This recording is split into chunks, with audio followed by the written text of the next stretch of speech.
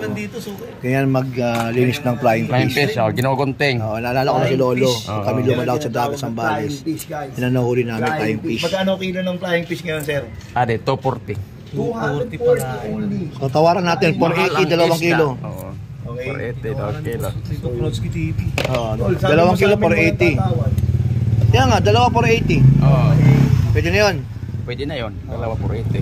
Oo. Wala namang kasalanan, okay. Ganun din, 240. Tapos meron pang pusit. Anong pusit dyan? Pusit ano yan? Pero ito Pusit. talaga. Ano nga pusit dyan? Tabang? Ay, ano yan?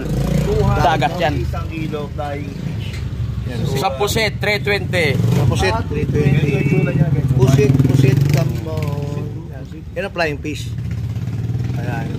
Flying fish. Patingin natin yan, Dan TV. So, maglalagay tayo ng Kulay yung nasa. insignia ng Doc Rodsky TV. Sariwa guys, sariwa guys. Kay Kuya Nilo.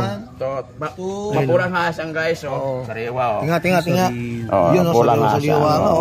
Sariwa. May kilala ako, bangag eh. Bangag. Ito sa liwa. Klodsky. Yun, Bukod sa